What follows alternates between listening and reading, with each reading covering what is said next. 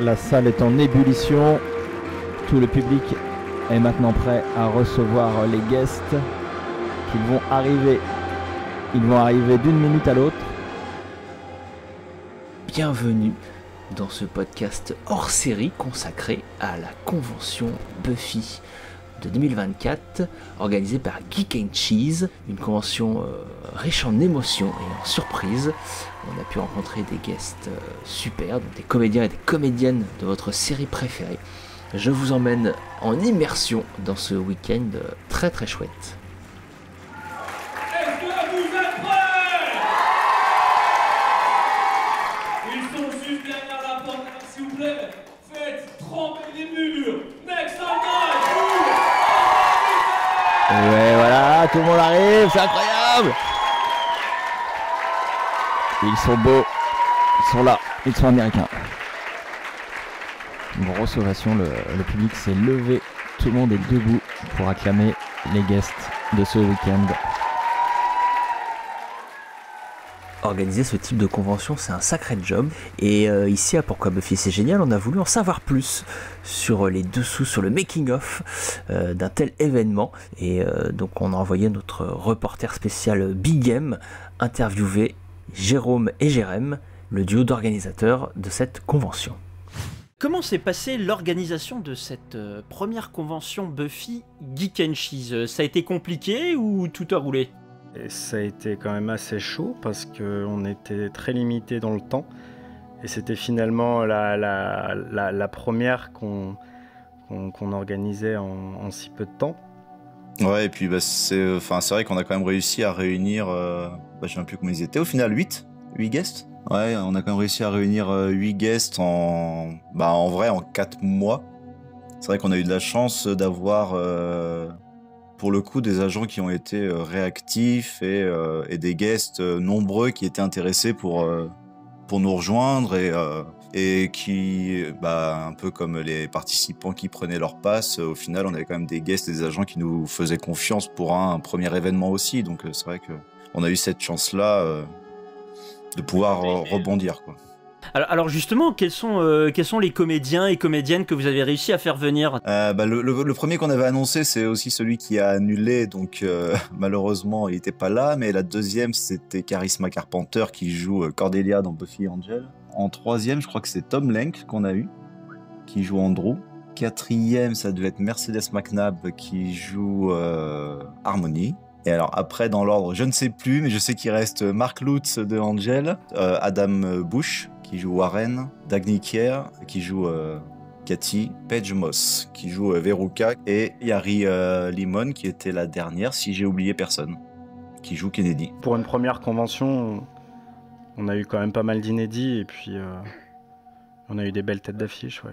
Did we ever imagine that we would be here 20-something years later with so many beautiful fans coming to see us? No. There was no way of knowing that a little show called Buffy the Vampire Slayer on a little network called the WB with a dancing frog and Kane and Hat and Kane saying Dubba Dubba Dubba WB would be... Charisma qui explique qu'elle n'osait pas, elle n'aurait jamais rêvé, il y a plus de 20 ans, être là aujourd'hui pour parler de cette série. I mean, thank you. The reason we are here is because most shows Tom Lenk intervient à son tour, le comédien qui interprétait Andrew. But I think because of you, the fan base, that's why we're here. It's because you're passionate about it, and it sort of keeps it alive in the hearts of people because you want to be here and celebrate the show. So thank you to all of you. La plupart du temps, les séries télé, elles viennent, mais en fait, c'est les fans qui font que ça dure et que ça continue de vivre grâce à vous, parce que vous êtes passionnés, donc c'est vraiment grâce à vous. Merci beaucoup. Ça fait plusieurs années maintenant qu'on est gâté en France avec des conventions Buffy presque chaque année. Les fans sont toujours au rendez-vous, même pour une série qui a plus de 25 ans maintenant. Comment vous expliquez ça? Vous sentez une attente des fans français à chaque nouvelle convention? La demande y est, puisque c'est vrai que nous, quand on a repris le thème, c'est qu'il y avait quand même une demande qui avait été exprimée par quand même plusieurs personnes qui nous avait notamment contacté par message pour nous demander si on voulait pas reprendre le thème. Donc on sait qu'il y a une demande qui existe. Après, la quantifier, non, on ne saurait pas. Le fait que autant d'années après, ça fonctionne toujours, c'est le côté nostalgie, ça c'est certain. Parce qu'au final, c'est vrai que sur les conventions Buffy, moi, pour en avoir fait beaucoup des conventions sur différents thèmes, même des Comic-Con, Jérém, c'est pareil. C'est vrai que les conventions Buffy, c'est un fandom plus âgé, sans être péjoratif. De toute façon, à l'âge que j'ai le droit. Mais c'est un fandom plus âgé, donc qui, je pense, la nostalgie opère beaucoup parce que ça rappelle des souvenirs d'ado quand on regardait toute cette trilogie du samedi. À l'époque des dinosaures, il n'y a pas internet, mais il y a aussi une attente sur justement le côté inédit, et c'est vrai que c'est pour ça que, comme disait Jérém, nous on était quand même contents d'avoir, je sais plus combien ils étaient d'inédits France, mais ils devaient presque être la moitié. Je pense que c'était plus de la moitié. Hein. Non, ouais, un peu plus que la moitié. Vous avez fait très fort sur le côté inédit. Hein. Oui, j'ai jamais imaginé que 20 ans après, on va être ici à France avec des gens qui sont incroyables. Donc pour moi, c'est waouh, j'ai jamais vu ça. Donc merci à vous, merci à vous. Et Harry, donc l'interprète de Kennedy, qui s'exprimait dans un magnifique français. I think when you create a TV show, the writers have a certain taste and sense of humor, and they hire people that share in a similar taste. Adam Bush qui interprète Warren. So a lot of the actors in this world have never met, but we all get along really well because we meet and we instantly have a connection because we have a similar just kind of outlook on life and approach to it.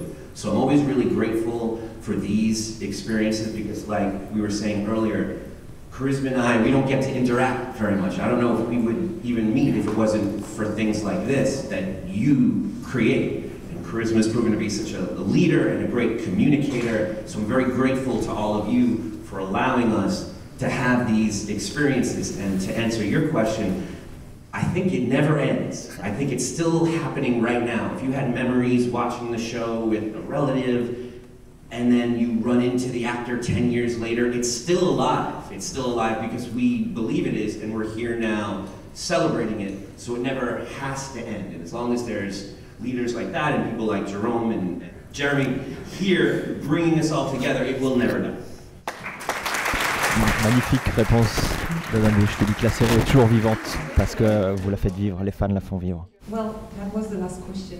Wow, that's too brutal. Ok, c'était la dernière question. On va les remercier puis on va continuer la journée. Le public se lève pour remercier les guests.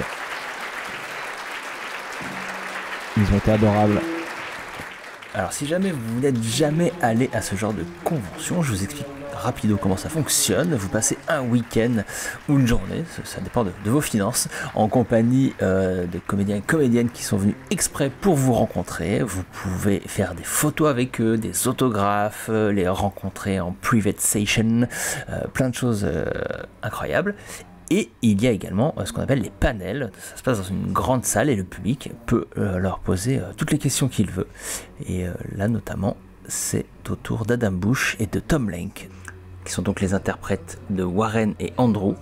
Et bien c'est à eux de répondre aux questions du public. Hi, j'ai une question pour Adam. C'est de savoir comment il a ressenti son dernier épisode, la fin de son personnage. Et est-ce que c'était l'aboutissement pour lui de son personnage ou est-ce qu'il aurait voulu peut-être aller jusqu'au bout ou faire encore plus de scènes? Good question. I personally would have loved to continue always, but Warren got what he deserved in the right way. And I love I love Bored now. And just that it was done. However, you can see very clearly that it is not my body. I am not that muscular. I am not that buff. You can see when it goes back. But Warren got what he deserved, and I think it was very satisfying after all the death he caused for him to suffer. So it was very cold when we shot that, and I felt like Jesus tied to a tree. But it was, I'm hoping, very satisfying to see him get what he deserved.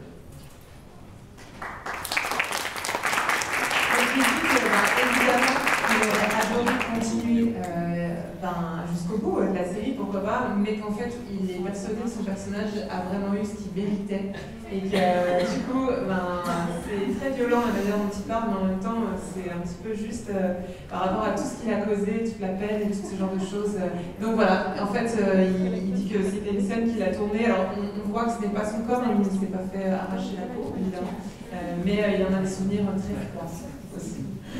Adam, which actor do you miss the most?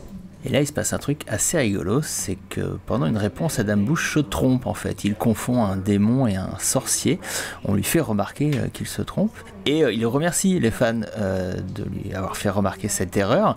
Et il va nous raconter une anecdote qui explique en quoi, selon lui, les fans connaissent beaucoup mieux la série que lui-même qui a joué dedans. Et c'est une anecdote assez savoureuse. I did an episode of Buffy with that the robot, and that was just supposed to be one. And then I got a call that they wanted me to do more. So I was very excited, but that's all they said. I said, they're gonna do more, here are the dates. I went grocery shopping at a supermarket, and I was online, and the person at the cash register said, oh, you were on Buffy? I said, yes, I was. And he said, and you're coming back, and you're gonna be a trio with Andrew and Jonathan. I said, what are you talking about? What is Andrew and Jonathan? And he said, you'll see. So from the very beginning, you have always known more than us. It was a grocery person. No, it wasn't, unless they were moonlighting, it was a grocery person. And they said, and you're gonna be in a trio with these two people. And I didn't know who they were, and to this day, I don't know how they knew. But the fans know more than we do. So feel free to correct us, and merci. En fait, au début, il a joué Warren la première fois, il a tourné un épisode, et on lui avait dit, dans la direction, vous reviendrez plus tard, et voilà. Mais il n'y avait pas encore trop d'informations. Et un jour, il fait ses courses, et il arrive à la caisse, et le gars lui dit, ah, vous êtes dans Buffy? Il dit, oui, oui, j'étais dans Buffy. Non, non, vous allez revenir dans Buffy, vous serez un trio avec Jonathan et Andrew, merci. Et il était là, mais qui sont Jonathan et Andrew? Il dit, ah, mais vous verrez, vous verrez. Et il dit, en fait, vous les fans, c'est incroyable parce que vous savez beaucoup plus de choses que nous, depuis plus longtemps que nous, et donc n'hésitez pas à nous corriger de manière bienveillante, c'est toujours bienvenu. Un truc génial pendant cette convention, les guests sont mis à contribution pour faire le tirage au sort de la tombola. Ça, c'est très drôle. 701. Oui. 701. Oui. Et là, c'est Marc donc, qui se prête au jeu et tire les tickets gagnants. 897. Ce qui permet à Marc de tester ses capacités en français également. C'est le numéro 900. 900. 900. Ok. Everyone excited? Et les guests ont été faciles à convaincre pour se prêter au jeu? En fait, ça c'est une idée de Jérôme. Et en fait, ce qu'on a fait, c'est qu'on l'a inclus automatiquement dans les plannings sans vraiment poser la question. Et finalement, c'est passé et voilà. On y allait un peu au culot, quoi. Les guests ont été choisis aléatoirement, du coup, pour le tirage au sort? Ou c'était en fonction de leur planning, j'imagine? Dagney, on connaissait un petit peu le tempérament. Et Marc, après sa vidéo pour annoncer sa venue, on s'est dit que quand même, ça pourrait être très très fun de l'avoir sur cette activité-là, quoi. 055. Alors c'est le 55. 055. The last one is for a private session. 079. 079. C'est le 069.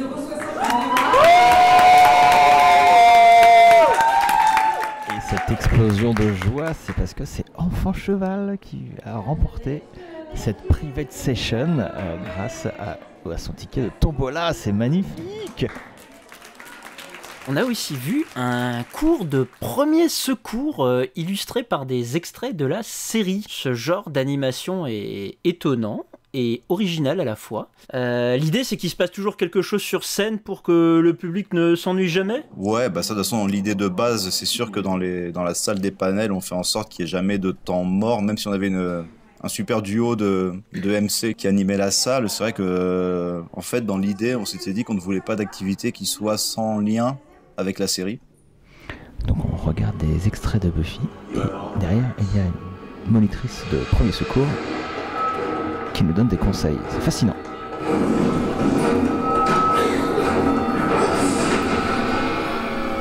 No fun. She didn't even know how to fight. Ok. Alors, qu'est-ce que vous avez vu là comme une type de blessure? Donc c'est Cordelia qui se fait pousser par Alex dans cet épisode, et donc elle finit inconsciente au sol. Et qu'est-ce qu'on fait avec une victime qui est inconsciente? J'ai contrôlé, elle respire encore. Qu'est-ce qu'on peut faire? So he's still breathing. What can we do? Ok.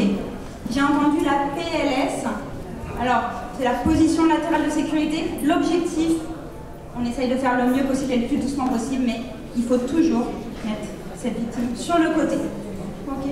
On la met d'un côté. Et pour la petite histoire de cette animation, en fait, c'est une idée de ma sœur, donc Aurore, qui l'a animée, qui a réellement été sapeur-pompier pendant 12-15 ans, je sais plus, elle m'en voudra pas pour le nombre d'années, mais en fait, c'est une idée qui est venue d'elle, elle nous l'a proposée, on a trouvé ça super original et c'était du jamais fait, donc de mélanger ça aux extraits de Buffy en se disant qu'il y avait un côté ludique et utile pour les gens, du coup, c'est comme ça que ça s'est fait, en fait. Suite au prochain épisode, si j'ai un petit peu de temps, je reviendrai vous voir. Merci beaucoup. Je vous l'avais promis, il y a des surprises dans ce podcast hors série, puisque grâce à la convention, on a eu la chance de faire 2 interviews durant le week-end. Une de Mark Lutz, qui joue dans Angel, une interview que vous pourrez retrouver sur la chaîne de Big M, et une de Tom Lenk, l'interprète de Andrew dans Buffy. C'est pour ça que je vous propose tout de suite d'écouter les meilleurs moments de cette interview. Salut Tom, et bienvenue dans Pourquoi Buffy c'est génial. Bonjour, hello, thank you for having me. Merci de me recevoir. Pourquoi Buffy c'est génial selon toi? Because it was my first big job and it really... Eh bien parce que c'était mon premier gros travail, ça m'a amené à Hollywood. You know, it's like you can trace everything. Et on peut tout relier dans une carrière depuis les premiers jours. Et si j'ai eu les jobs suivants, c'est à cause des précédents. Donc ce premier gros rôle m'a donné l'opportunité de faire par la suite le métier que j'aime le plus. Giving me the opportunity to do what I love doing. Tom nous apprend quelque chose qu'on ignorait. C'est qu'il avait d'abord auditionné pour le rôle de Lorne dans Angel, rôle attribué, on le sait, au regretté Andy Hallett.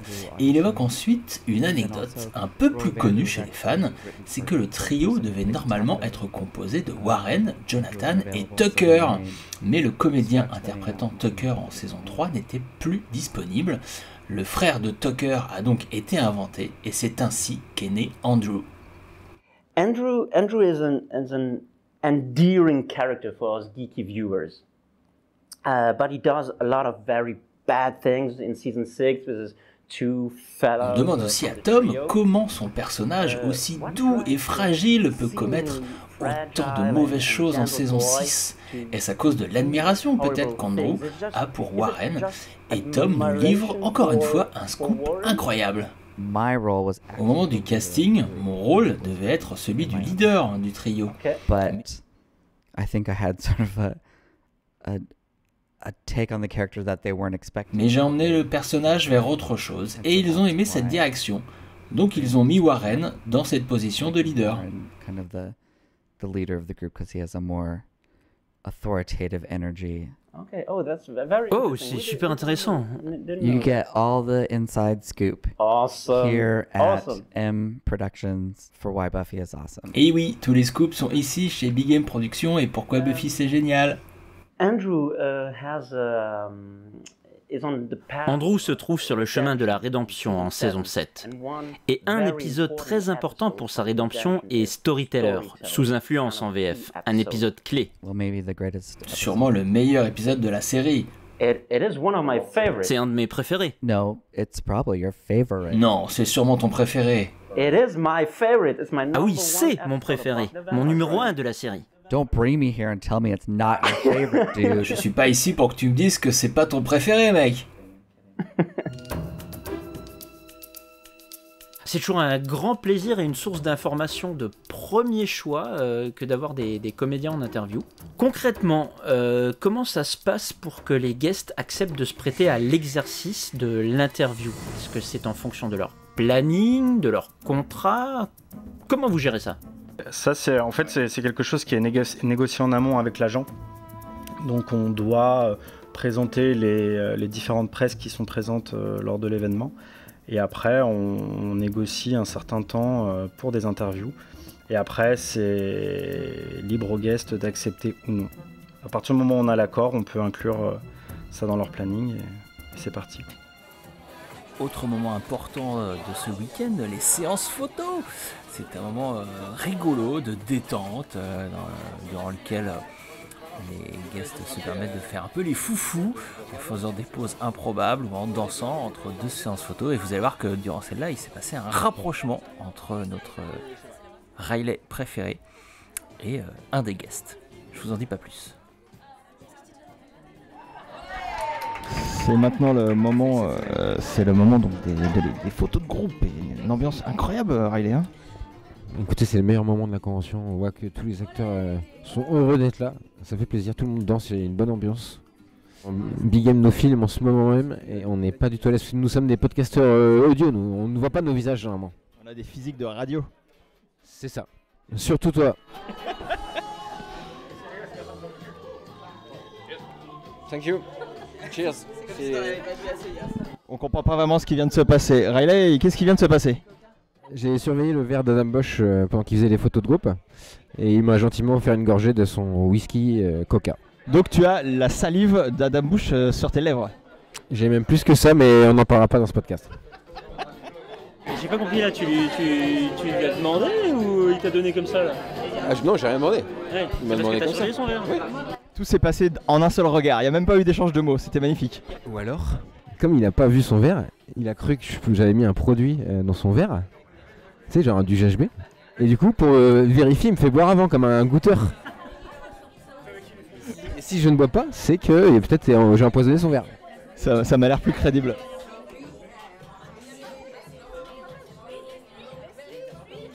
On arrive à la fin du week-end. Un week-end riche en émotions, un week-end de fou. Et là, ça va être maintenant tout de suite la cérémonie de clôture du week-end. Les guests vont tous arriver en même temps et on va pouvoir les applaudir et les voir une dernière fois. Toute l'émotion, tout ce que vous avez ressenti aujourd'hui, ils sont juste derrière.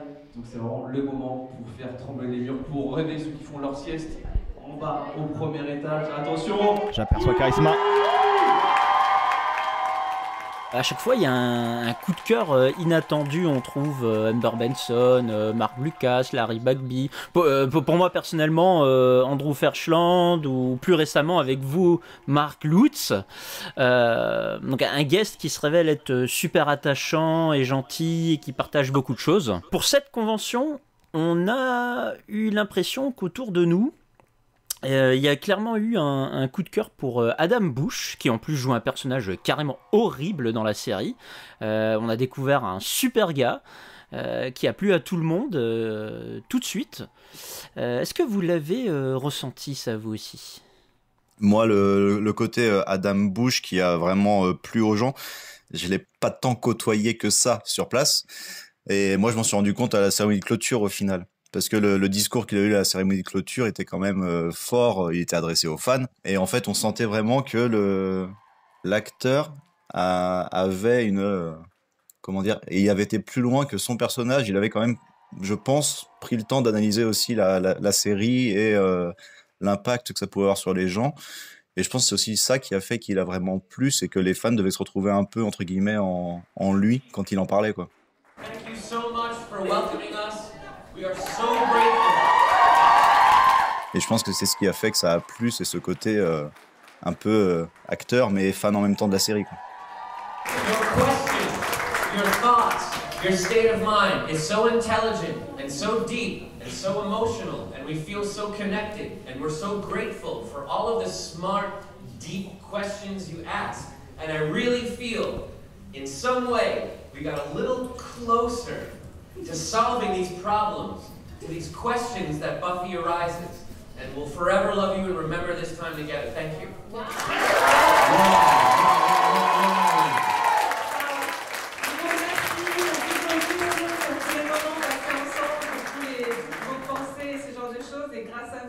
Grâce à ces interactions, on est un peu plus proche de résoudre les soucis et les thématiques qui ont été soulevées pendant que Buffy se déroulait, et notamment dans la série. Donc merci beaucoup pour ça, merci beaucoup. En fait, je crois que le moment où on a vraiment pris conscience de ce qui s'était passé, c'était à la fin. À la fin sur scène, au moment des remerciements, où là, on a vu l'engouement des gens, la satisfaction des gens aussi. Et c'est maintenant l'heure du selfie. Le selfie général où tout le public fait une photo avec les guests. Et voilà, c'est la folie dans la salle, c'est la folie. Et je crois que c'est ce qui nous a aussi motivé à lancer la 2, parce que ça, c'est quelque chose qu'on avait anticipé, mais dont on n'avait pas encore confirmé.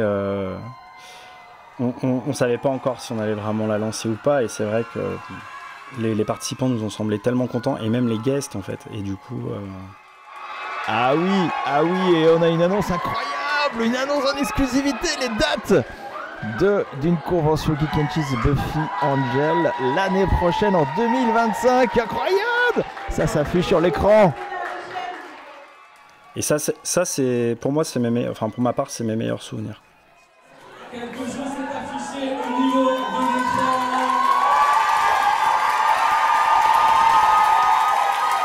Qui me dit attention l'année prochaine. Mon ressenti personnel, c'est que c'était un franc succès, hein, j'arrête pas de le dire. Et on a déjà hâte de se retrouver en mars 2025 pour la convention Whispers from the Hellmouth 2. Pour rappel, les 15 et 16 mars 2025 à Paris, lieu plus précis à annoncer. Et messieurs, on a déjà fini, on a fait le tour. Je vous remercie beaucoup et on se donne rendez-vous en mars 2025. Et merci à toi. Ouais, merci.